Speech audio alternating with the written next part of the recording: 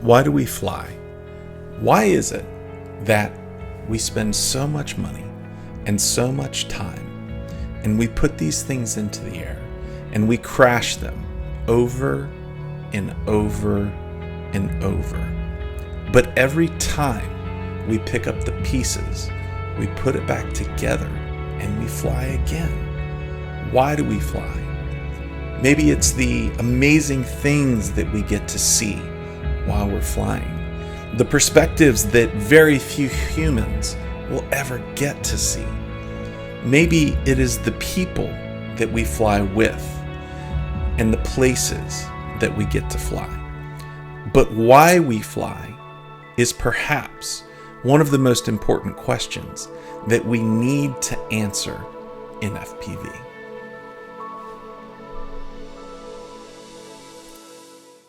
How do we start this thing off? What do we do? Your show. What do we do here? Ladies and gentlemen, welcome to the Michael Rollins Show. Ladies and gentlemen, if you have eyes, you can see that Nerk is on the screen. And I would like to point out that, true to form, his background is green.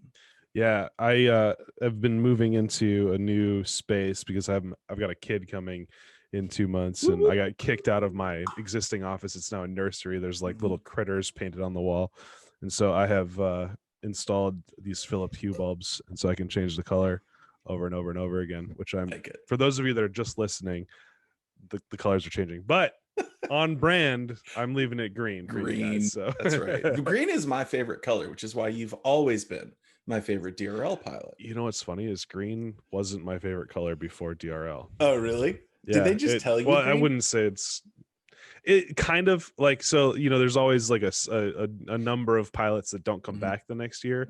So like their colors are then kind of inherited. So I kind of inherited like mostly Night Fury colors from, because he was in season 1, and then I kind of came in and the next color available was green, and green actually got split into 2 colors. So I'm kind of like the darker green, and then there's the lighter green that in my inaugural season went to oh gosh, I think it was the Australian guy, who I am totally blanking on his name, and if you watch this, I'm so sorry, but yeah.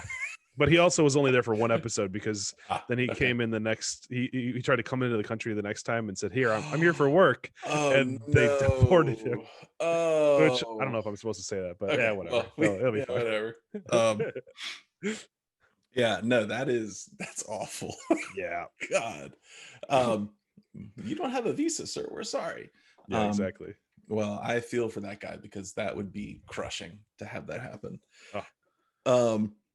Yeah, so, you know, it's been forever since I talked to anybody in the FPV world. I actually took a very well-needed break, did some kind of looking back and learning and understanding, which we don't have to go into now. I think I got a beard hair in my mouth.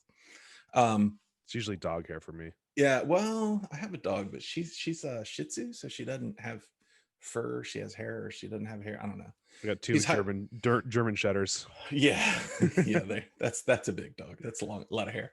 2 of them. But anyway, so I have had a lot of people say, "Hey, when are you going to do interviews? When are you going to do interviews?" I'm not doing interviews. This is not an interview. I have started to do a lot of thinking about FPV, which is exactly the look on Nerk's face right now. What the hell? It's really meta, man. It's supposed to be. So it was kind of, a lot of it was spurred on by my son Logan. We were chatting one day, and we started talking about what it feels like for him when he passes something. So if he's a fantastic pilot. He's better than I am, which is not hard. And we were talking, and he mentioned something about feeling the thing over his shoulder, and I was like, "What?" And he said, we start comparing experiences, and eventually we came down to, when he passes something, it's not like it just fades out of existence for him. He has a reference to it in space, and that reference kind of shows up almost as a feeling, but he can orient around where that thing is supposed to be. And which is, I'm like, what? For me, I'm totally forward, totally visual. If it passes me, I might have a fading impression of it going behind me. And so I postulated this question to him. I said, okay, let's say you walk into a room, the room's empty, and at some point you take a step back and you trip over something. What's your reaction going to be? He's gonna be like, I'm startled to the point of being scared. I said, why? He was like, I would have seen it and known it was there. And his response is definitely different than mine, which mine would have been, well, I probably could have overlooked it. So thinking about how he feels spatially made me realize that there's probably a lot of things we can dive into about the thinking about FPV. So that's where we're coming from. We're not talking about that tonight, but that's kind of the genesis of this whole idea. Mm-hmm. Now, what about you? Just, and I don't want to dive into it with you, but what about you? Like spatially, do you still feel it behind you, or are you like me where it's like, go, go, go, go, go? I spatially feel it behind me. I think. Okay. I think I'm more on Logan's side. So like, I am aware that there is obviously I can see it in my monitor right now, but I'm aware that there's a couch right there. Yeah. I'm aware that at the side of the couch there's a side table. I know that on the other side of it there's some trash that is going out on Tuesday with the garbage. Like, I am very, very painfully aware of where all of that stuff is. So in this space, because I spend so much time in here, I'm definitely aware of what things are. But let's say you're out flying in a relatively unknown spot and you pass, let's say you do a split S over a tree and then dive down. Mm-hmm. Are you going to know where that tree is if you come back around? Yes. Okay. So it's not like it just leaves your you're like, it's still there. I'm building a 3D map of the space in my brain as I go. Yeah, absolutely. I am suspicious, and I'm suspicious that that is a relatively common trait amongst the great FPV pilots, and not necessarily amongst the mediocre FPV pilots. And part of what put me on that path was he got good so fast. His time on the what do you define good for those of us? Smooth, able to do tricks that, I mean, like all of a sudden one day he walked out, he's like, I'm gonna do a GC flick, and just okay. Where did that come from? And I had to work on it, and I still don't have it down. The thing I have over him is I'm far more aggressive. I'm far more willing to take a risk. So that leads well. You pay for the gear too, but I pay for the gear. Yes, I do. No, it just like it took him, once he finally sat down to do it, he spent a few weeks on the simulator. And keep in mind, he had some experience before this, but it took 2 or 3 months before he surpassed me. And I mean, he went from, and I've been flying. But you've been flying for a couple of years, for like 4 or 5 years now. Yeah. So it was shocking to me when all of a sudden we walk out one day, and my oldest son, who is like me, spatially, we're just not as in touch.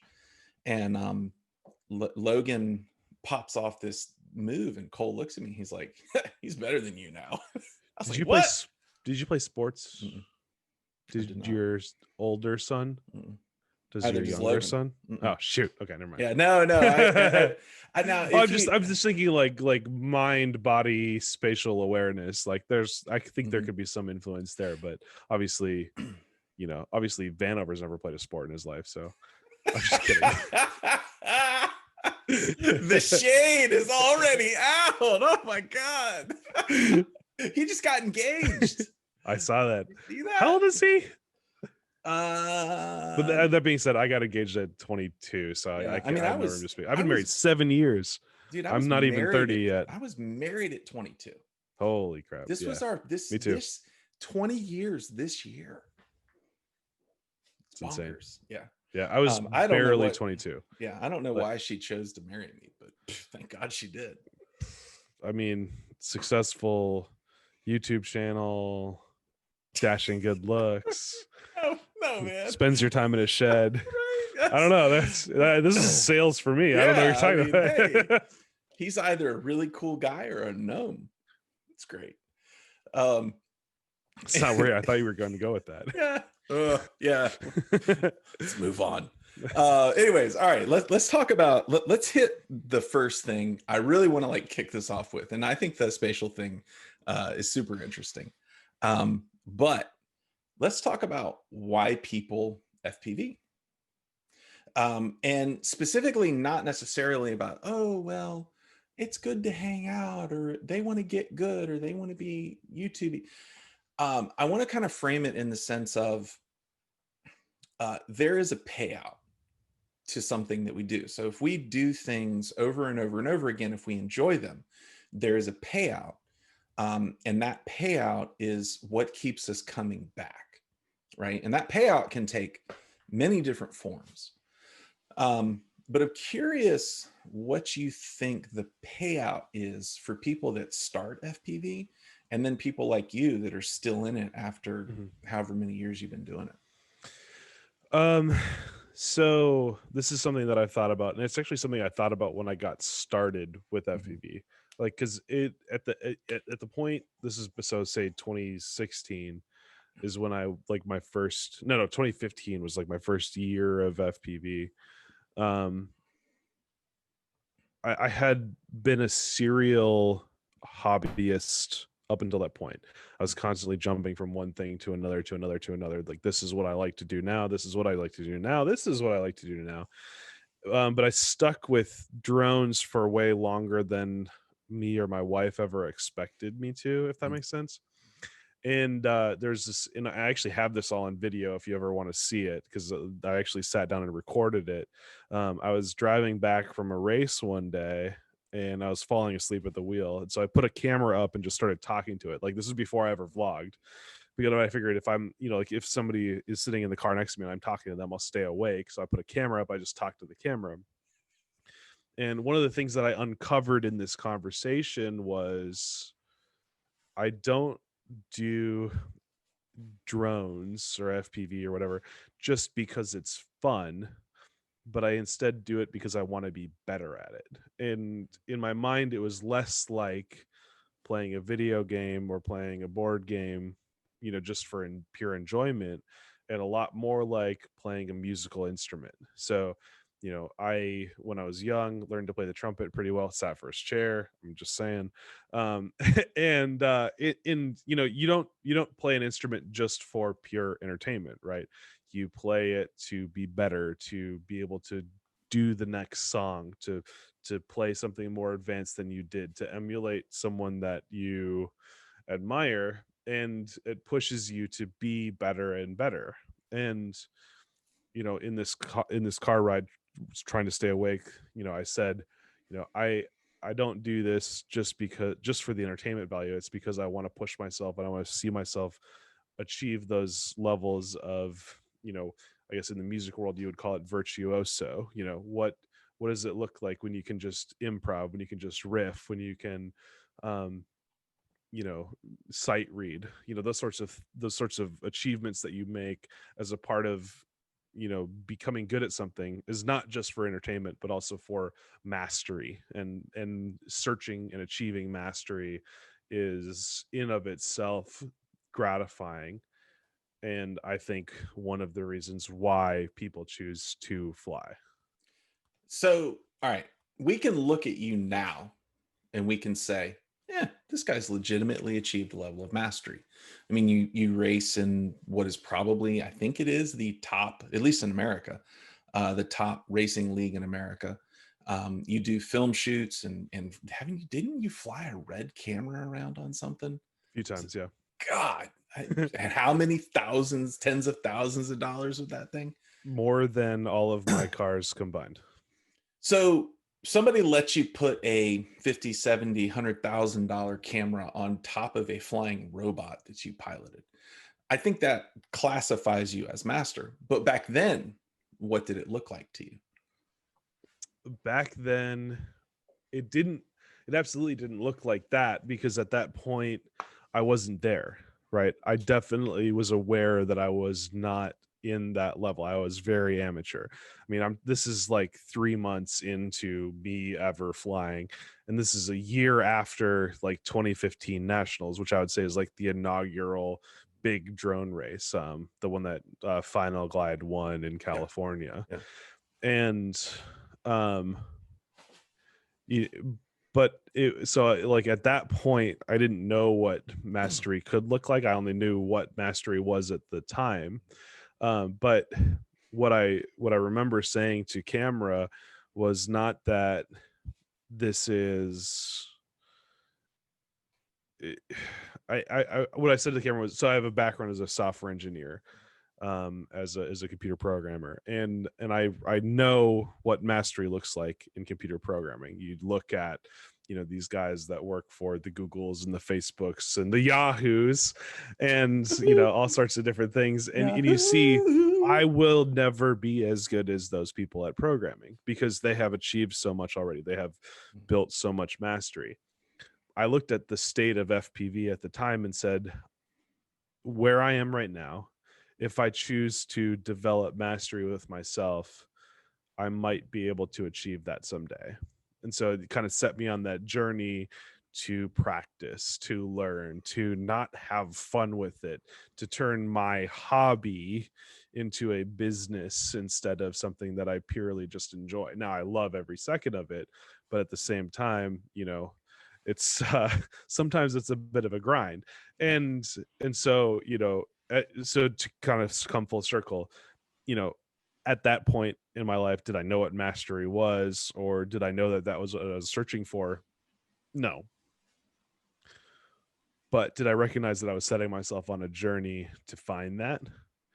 Did I recognize that I was not going to like it the whole way?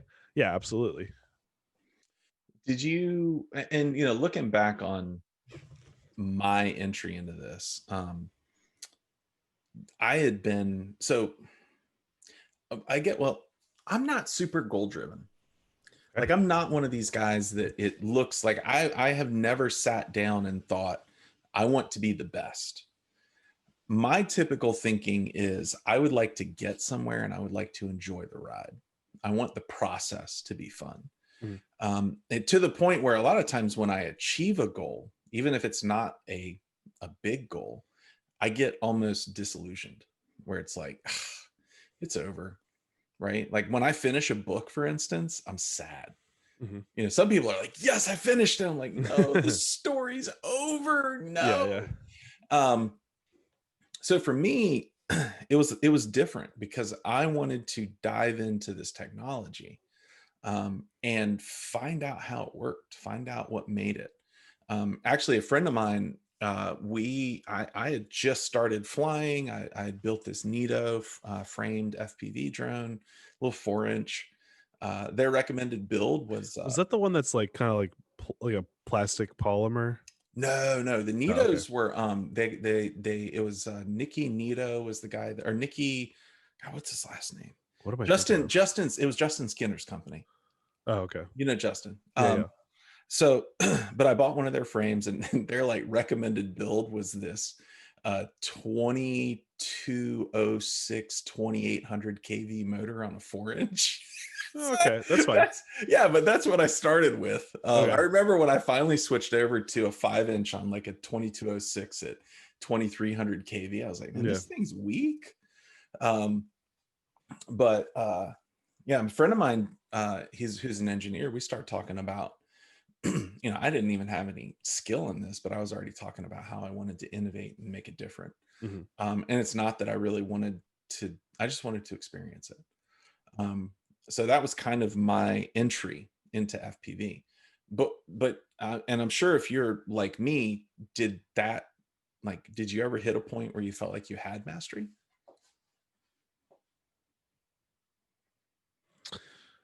Did I ever hit a point where I felt like I had mastery? I I want to say yes, right? Like, I mean,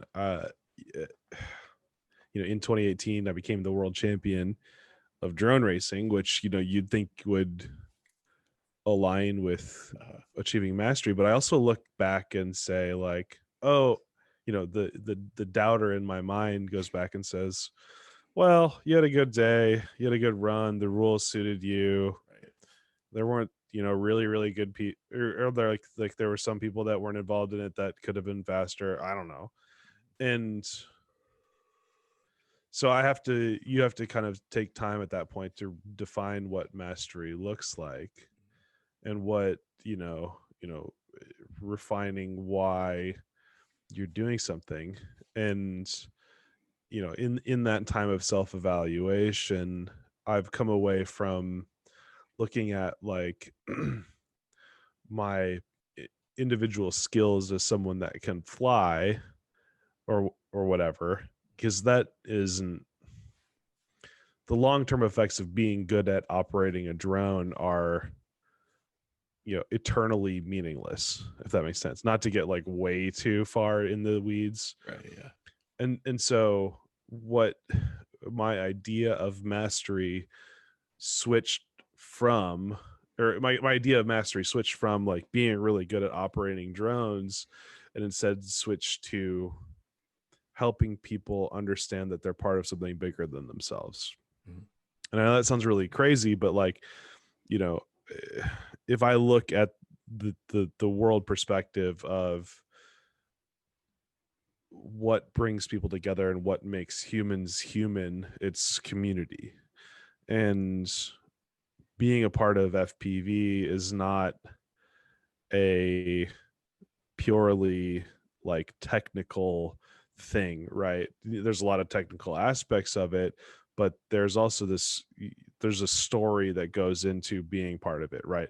We crash drones, we burn shit up on the table, we, plug in a battery the wrong way once in a while, Oh yeah. we achieve that trek for the first time, we win our first race, we meet a good friend that is a part of our life for, the next 5-10 years. And what my idea of mastery has switched from flying drones good to help people understand that they're in a position to develop friendships and develop community amongst themselves that is eternal, that can be part of their life for the rest of their life if they choose to make it so. And that is going to be more fulfilling than, nailing that Maddie flip, though that's pretty freaking satisfying. Having and developing these relationships that you have the opportunity to is extremely more valuable. So starting from the perspective of I might be able to be the best at something in the world, and switching it around to, can I make people realize that they're a part of something bigger than themselves, is now what I search for in mastery. So, I mean, just based on what you're saying, like we're still calling it mastery, but the goalpost moved. Yes. And so, and I think, if I can interpret a little bit of what you said, and if I'm speaking for you and I speak wrongly, then just tell me. That initial conversation to camera was, I want to be good at flying a drone. And somewhere along the lines that changed into, I want to teach people about how great this can be because there's a good community. Yeah. And because they can learn things. It's this, and right. Yeah. I want to be right, good at right, flying a drone and use that And as a platform to develop people mhm. and help people find friendships, right? There's this I don't I don't remember this guy's name or any context beyond like this like platitude of a story that I'm about to share, but like this guy said, he was like, I was out riding my motorcycle one day and I overheard you on a podcast. I think I he heard told, your go ahead. voice. Go ahead. Yeah. Hey, and I don't even remember what podcast or what. It was probably FPV show. And they just started talking because they both fly drones, and now these guys are close friends, right? And this has nothing to do with the fact that I'm good at flying drones, but the fact that I took the time to go out and let's try to bring people together. And the fact that those two guys are friends and that they've developed a friendship and that they can share things beyond drones with each other that are impactful to their lives is way more valuable than any trick I've done, video I've made, or race I've won, because those two are better off as part of a community together. Yeah. How many, and what you're saying totally resonates with me. I mean, I have a good buddy, Rob Garland. he was kind of the lead guy. I'm not gonna say head, but the lead guy for this area. He did a lot of organization. He did a lot of stuff to keep everybody flying here. And he's stepped away pretty significantly. I mean, it burned him out. And he still flies occasionally, but I don't care if he flies. He's my friend, right? It has transcended the FPV. It's transcended the drones. Absolutely. And now, Carlton Bennett, he's another one. Really respect the guy. He's taken over here. It stepped in where Rob stepped out. And it's interesting because I know for me, and I'm sure it's the same way in a lot of places, a lot of these guys, Robert Carson, he's another one. I never would have met. We don't even run in the same social circles.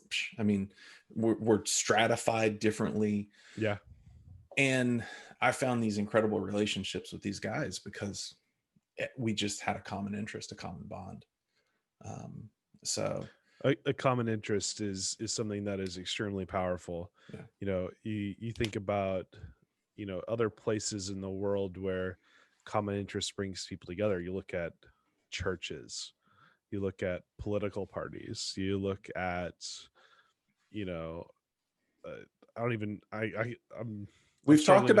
now talked about church and religion state. and political leanings. Next, we got to talk about race. Race. Race. But seriously though, truth. Race. Think about this. Where in the world do you see a 7-year-old hang out with a 70-year-old as a peer?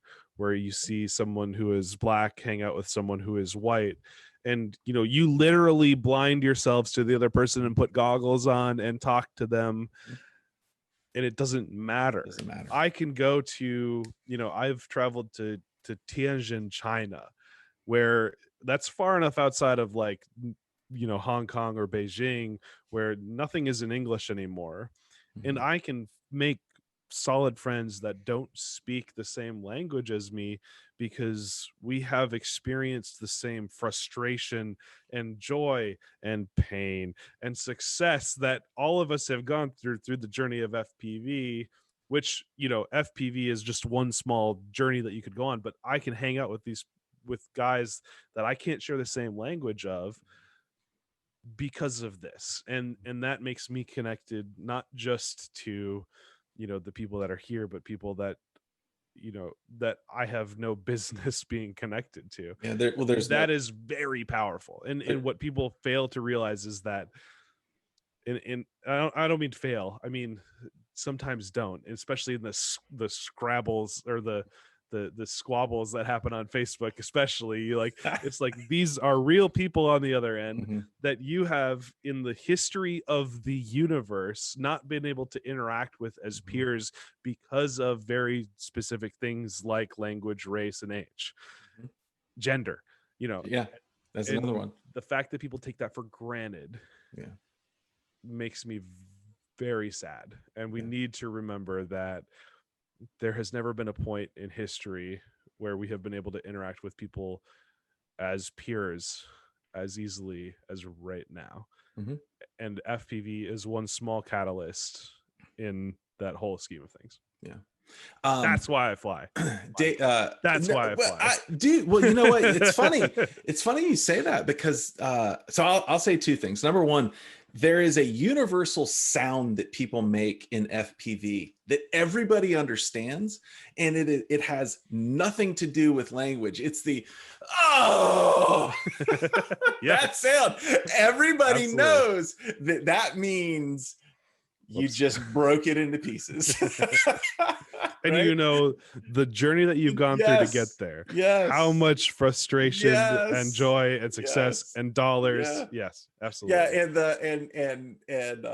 Yeah, just the gut-wrenching awfulness, but also the determination in that same thing of I'll go pick the pieces up and do it again.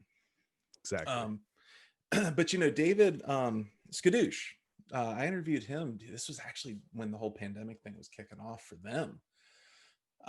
He said the exact same thing. He was telling me how, he races in China, and he, for context, he's a pretty big white guy. I mean, like he is a big white guy. and he lives where he lives. Oh God, he lives over I near. couldn't say it. Yeah, I in would say this. somewhere near Shenzhen. Yeah, it is. It's in between Wuhan and like Shenzhen or something like that. Anyways, um, fantastic guy, fun to talk to. Um, but he said the same thing. He was like, he told me, he's like, Mike, I have gone to plenty of races where none of us spoke the same language, and yet someone would be tinkering, and somebody would look in and be like, and they'd walk over and they'd get the part the guy needed and hand it to him. And they don't want anything in return. They just want this guy to be able to fly. This is at races, right? Yeah. They're handing They're components. literal They're competitors. competition. These are the They are people that at could war beat with them. each other. Yes. And they're helping each other. Yes. So yeah, no, man. It really is. It is a true thing. Like the community, and I have heard, I did all these interviews, right? The community was a common refrain amongst all of them. So yeah, it's good stuff. Yeah. So when it comes back to, why do you fly? Why do you search out mastery? It's why do you build a platform? I just crossed 100,000 subscribers yesterday. Woo! Why do I try? Thank you. Why do I try to build that? Yeah. It's not for personal edification, though I enjoy that. It's about building and refining and reminding people that in the history of the entire world, there's only been like 30, 40 years where we can all interact as one people. And this is one great example of how we can continue to do that together. And yeah, don't fucking take that for granted, please. Yeah, no. I mean, even swear in this show, I don't fucking care. Don't fucking take that for granted. You're good. We're not in the first minute, so it doesn't matter. I mean, even sorry, we need to make sure we get through the monetization phase here. Yeah, you're good. You're good. Even this conversation with that thing you're talking about, right? We've never met each other in person. I have never laid eyes on you. I've never heard your voice except through headphones. And at the same time, have we never met in person? No, we never have. I've met so very few people in person. You need to get out more. I do. Well, yeah, it's hard to travel now, but yeah. Do you know a YouTuber called Jimmy Broadbent? I don't. Okay, he's super. He does like sim racing, like VR, like car racing. Yeah. Super popular. He's been on like Formula One races just because of his personality. Oh wow! But he operates out of a shed, and he calls himself, "I'm the #1 shed YouTuber in the world." He's British. I'm coming for you, Jimmy. Yeah. I'm coming for you. He just crossed 600,000. So. Oh, I got a long time to go. That's like 100 times more than what I've got. You're better at math than me. Yeah, so I don't care. Yeah, no, yeah, stuff like that. I mean, yeah, it's crazy. By the way, for context, this is a shed for anybody that doesn't know that yet. It's much bigger than Jimmy's. Okay, good to know. Hey man, listen, I got to compensate somehow.